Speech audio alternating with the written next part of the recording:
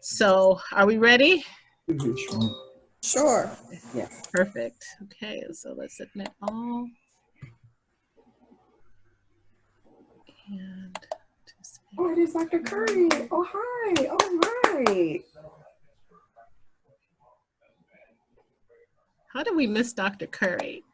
There we are. Assalamualaikum. Walaikum salam. Okay, I was like, Amina Mustafa. That looks like Aisha. Let me change that. My daughter be on here too much. Okay. Wonderful. Well, greetings to everyone, and thank you for joining us. And let's see, we have a couple more people. We're going to admit them on. So we have a few more people who are joining us right now. All right. Oh, this is great. There's Dr. Ball. Dr. Ball, how are you? Everyone say hi to Dr. Ball. She's my mentor from Stanford. I did not go to Stanford, but Dr. Ball is Stanford. Oh. Okay, we said one person is waiting. Hi, everyone. How you doing? Hello. Great to see you. Same here. Hello, Dr. Curry. Hello, everyone. Hello. What's up, Tommy?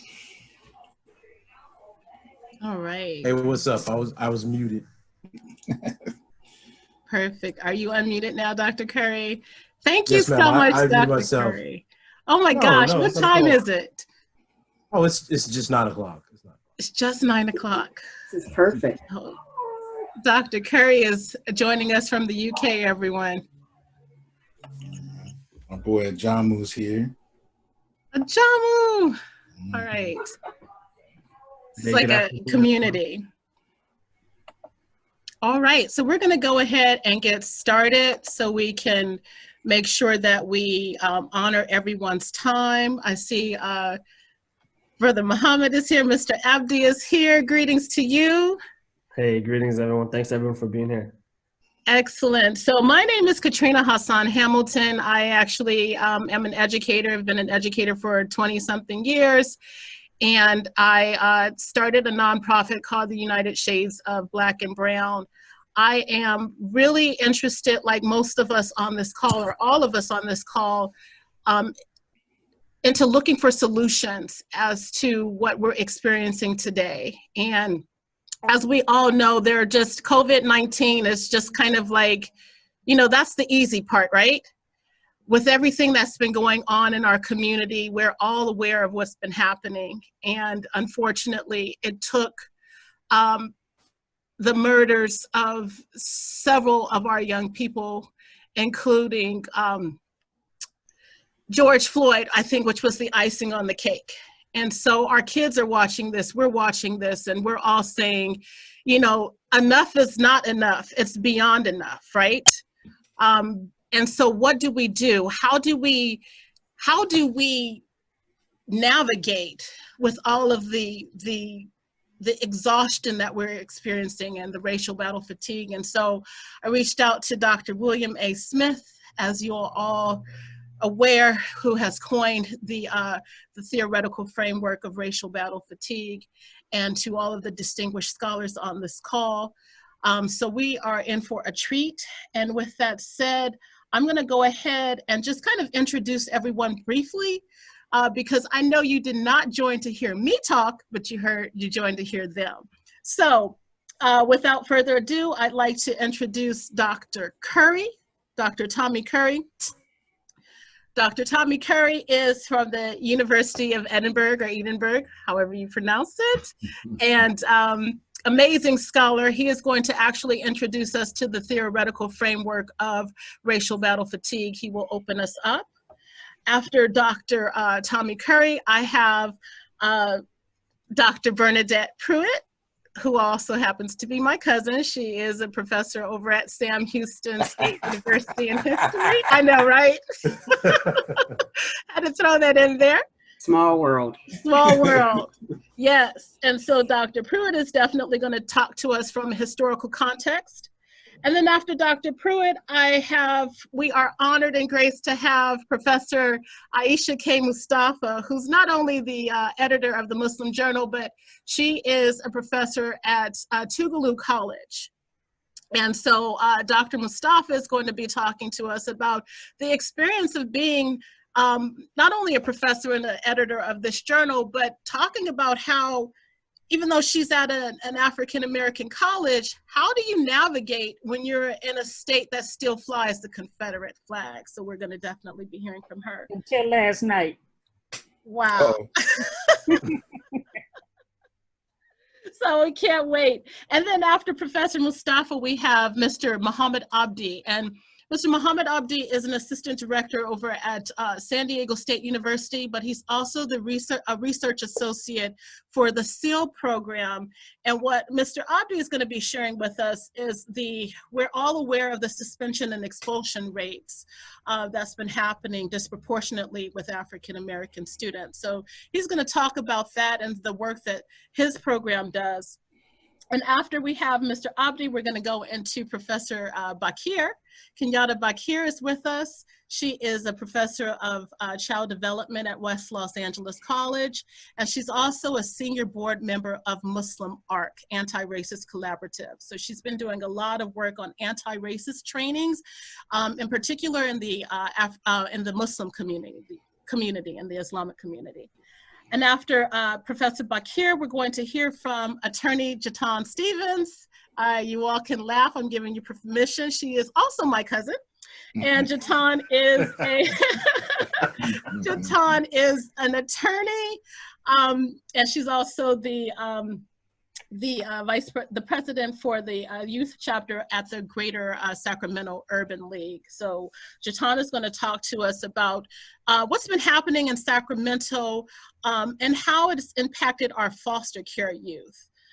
After Attorney Stevens, we have the distinguished pleasure of hearing from Dr. Hassan Johnson. Dr. Hassan and I graduated from California State University, Dominguez Hill. So you see I have a history with everyone on this call, right? Yes, yes. So Dr. Johnson is going to enlighten us with his knowledge and really talk about, kind of wrapping up, what are some of the things that we can do for our people? How can we heal from this? And what kind of reparations can we receive as we're moving forward? And then last but certainly not least, we have Dr. William A. Smith. And Dr. Smith is going to enlighten us with his theoretical framework, but how does it play in to what's happening today? So with that said, I'm turning it over to you, Dr. Curry. All right, well, thank you, thank you. So we have, what, about 5-10 minutes? Or? You have about 10 minutes, yes, sir. 10 minutes, all right, all right. So thank everyone. I'm extremely humbled by the invite.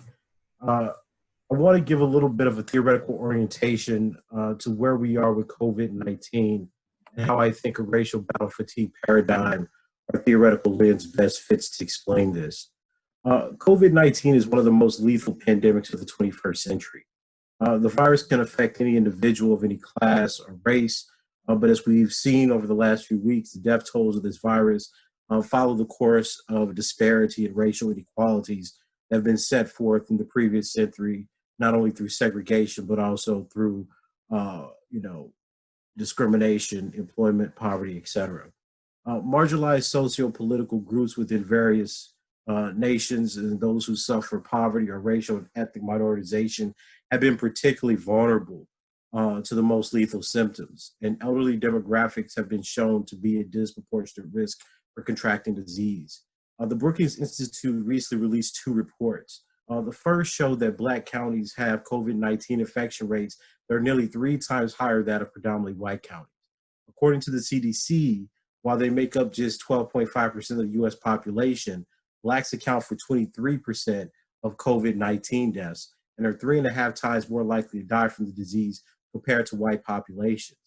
In another study released by the Brookings Institute, they found that one of the main drivers of this disproportionate death amongst Black populations have been elderly Black men, right? So that's something that we also need to talk about in the ways that we think about the mortality rate and the infection rate of Black people, given that they're more essential workers and they have less protective gear.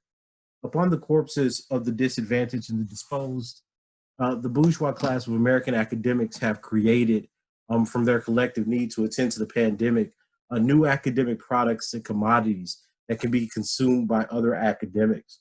And what I'm pushing here is this idea that since we've had the pandemic break in the United States, race scholars have almost come in swarms to suggest they're now specialists in epidemiology and public health. So people with degrees in English have been giving the public racial analyses that break down residential segregation, exposure, et cetera, based on their pre-existing ideological dispositions. I found that to be inadequate. Racial inequality has historically been enforced both through active violence and the neglect of Black populations. So in white supremacist states, they have the option to simply let Black people die to fulfill their desire to achieve racial superiority. COVID-19 is not simply about a crisis that introduces a disruption into our political system. It's also an event that's been weaponized to achieve a diminishing of the Black population in the United States and in the Caribbean. So I'd like to remind the audience about Trump actually sending infected people to Haiti and different parts of the Caribbean. Black people are not only dying because they can't access care. So we have to get over that mythology. They're actually dying because they're being refused care. Black people with symptoms are not being tested or treated by hospitals and emergency clinicians. In the cases where Black people are being admitted, doctors and nurses are simply letting them die because they're prioritizing other lives. What does it simply mean to let Black people die? How do we make sense of these individual rationalizations of cruelty in a larger system of anti-Black racism? Whereas other facets of life and societal organization are interrupted by COVID-19, strangely enough, the death of Black people in the United States finds coherence. The shock to the political, economic, and cultural system of Western democracy continues to draw upon the ethos of white America to maintain the primacy of white life at expense and inflict Black death. So as I have argued previously, I'm seeing and defining racism as a complex nexus, a cognitive architecture that's used to invent, reimagine, and evolve the presumed political, social, economic, sexual, and psychological superiority of whites in American society, while then materializing the imagined inferiority and hastening the death of inferior races. So if I say this differently or more plainly, racism is the manifestation of social processes and concurrent logics that facilitate the death and dying of racially subjugated people. So the economic and political segregation of Black people throughout American society results in demographies that are particularly vulnerable to disease and health-related deaths. These demographies of death and dying, as my wife and I have called it in a previous publication, are deliberately built into the infrastructure of Western democracies, especially American society. So the COVID-19 virus has in many ways provided the United States with an unparalleled opportunity to decrease the population of its problem peoples. So the utilization of this virus to achieve this end, these ends of racism, has not yet seriously been discussed amongst Black opinion makers. I think racial battle fatigue is an extremely useful paradigm then to talk about not only the effects that we're seeing on Black people's mental health, but also the kind of increase in allostatic load and health-related disorders that will come from us striving to survive under this crisis.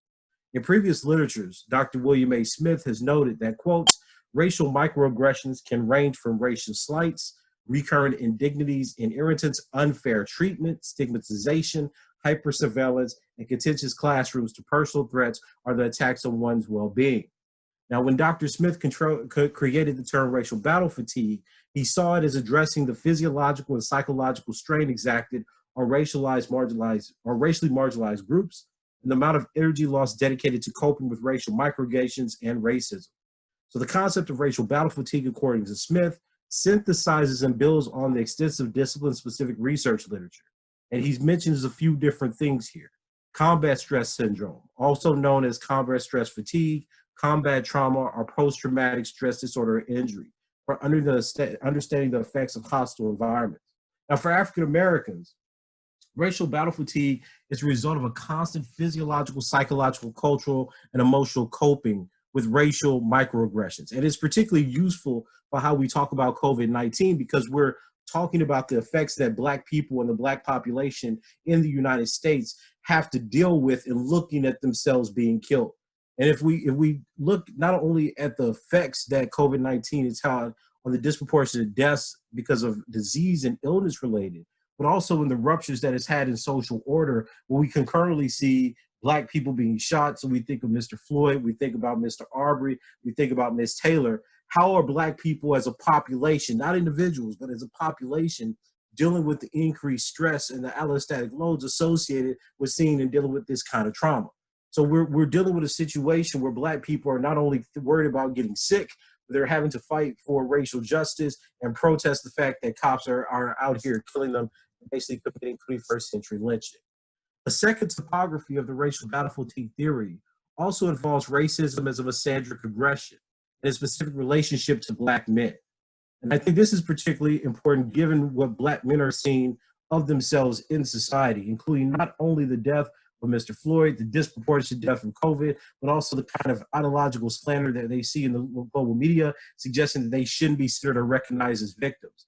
One of the effects that I think that this erasure has, this idea that they need to be decentered in this moment, is that they're not being able to be seen as victims that are specifically relating and empathizing with the dead bodies that they're actually being presented with in our society.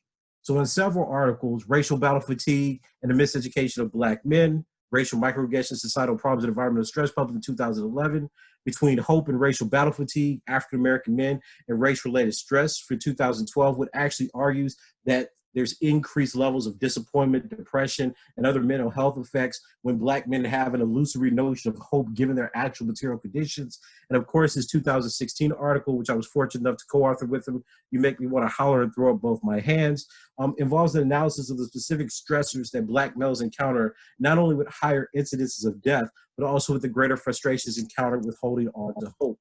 I think collectively, what we're looking at is an intellectual and theoretical crisis in the way that we're actually allowed to talk about Black death and Black suffering in the United States. Because of the rush that the academy, specifically the liberal academy, has to produce a product that can be consumed by white liberals, we've not attended to the ways that mental health, increased stress, and the vulnerability of Black people actually play out in real time.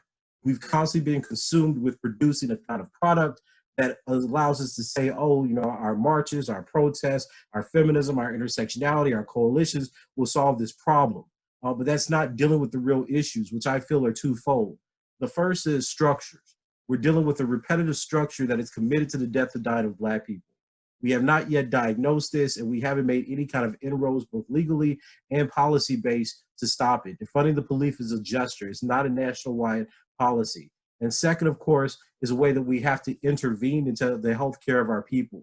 If we know that white people are refusing treatment to Black people, this is tantamount to a cultural genocide, a language that's being used not only in the United States by certain commentators, but certainly by the international community, given the prevalence of the rate and the disproportionate levels of mortality associated with Black people's infection. So I think that given that, it kind of lays a good theoretical foundation and as well as an empirical basis for us to get started. So thank you.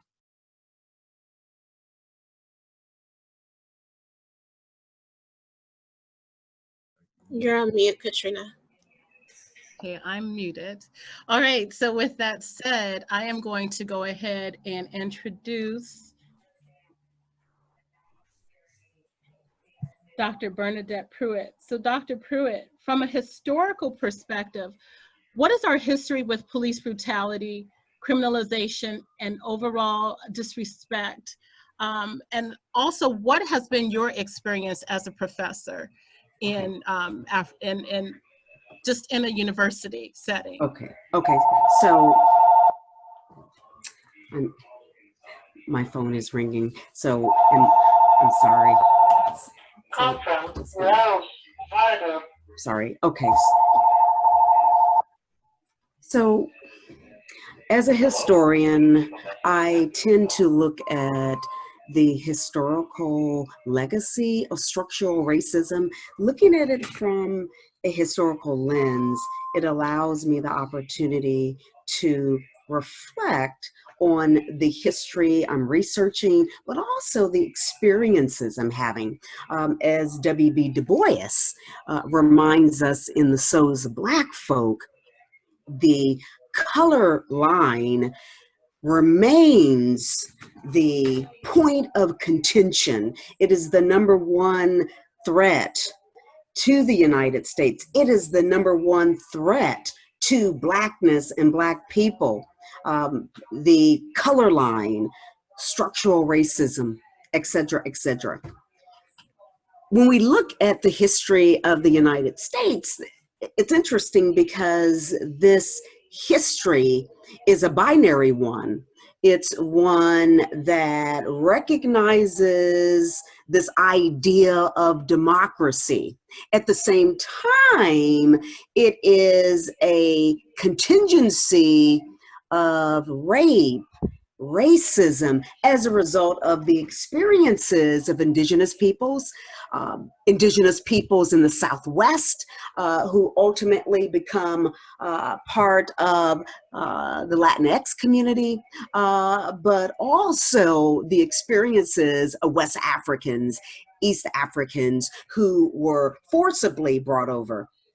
It's important to understand this dichotomy and this binary, because this explains why in the 21st century, we're still engaged in the same challenges and problems that existed for the ancestors. This idea that for millions of Europeans and their descendants, the United States has always been this place of fluidity, of opportunity, of greatness, of democracy. At the same time, for indigenous peoples, for people who are members of the Latinx community, and for African peoples, there's been the exact opposite cultural construct, social reality that has existed.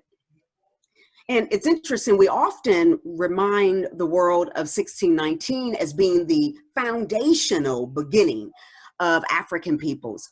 But we often forget that there were Africans who were in the Southwest, who were in the West, almost a century before 1619. So if you look at Texas, even if you look at California, Spaniards had Africans with them. And even if you look at Ivan van Sertima's analysis, okay, and of course, many people refute they came before Columbus, but his argument is that indigenous peoples made connections with African peoples centuries, certainly at least 1 century before the arrival of Europeans as a result of the Age of Discovery. When we look at policing, it's important to understand what Winthrop Jordan says in White Over Black. He won a Pulitzer, no, he won the Bancroft Award for that book in 1969. He talks about the genesis of Black-white contact. And because white men, Englishmen, were very uncomfortable with the physicality of Black men, very uncomfortable looking at Black men, West African men, okay, that this anxiety continued to arise. What is the anxiety? The anxiety of fearing that white women and Black men will come together on an intimate level. So when we look at the challenges Black men in particular face, even Black women, but looking at Black men, there is this anxiety that we never discuss. Okay, we never discuss this anxiety that really goes back decades, excuse me, centuries. This fear that Black men will take over the role of manhood, fatherhood in the lives of Americans. And for many people, that was a real fear. When we look at the establishment of colonial America, there's always been this fear around slave revolts, around rioting, because we know that African Americans have existed underneath this veil, as Du Bois talks about over and over again in his scholarship.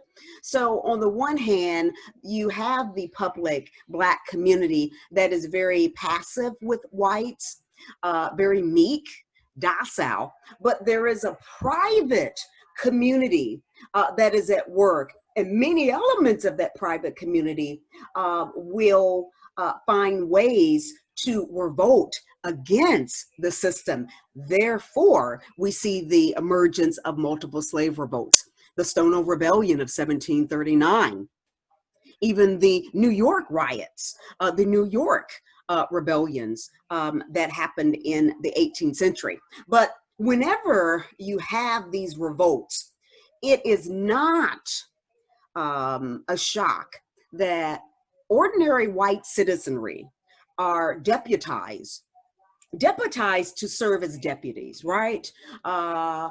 In a way to fight, confront slaves, to return property. Because remember, African descent peoples, with the exception of the first generation of African descent peoples, the first generation of African descent peoples, certainly along the Eastern Seaboard, will live existences as indentured servants alongside whites, and many within that first generation will secure access to land, will see their freedoms. But the next generation, right, will not see that reality. Again, this is when we begin to see Bacon's Rebellion emerge in 1675, the late 17th century, and this is when we begin to see the House of Burgesses, the Maryland legislature during the colonial period pass legislation that ensures that African descent peoples are permanently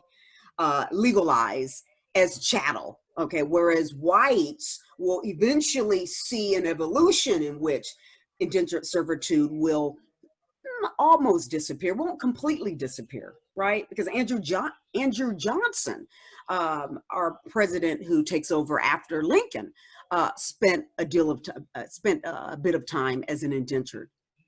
But it is not uncommon for white citizens, ordinary white citizens, okay, to find themselves deputized.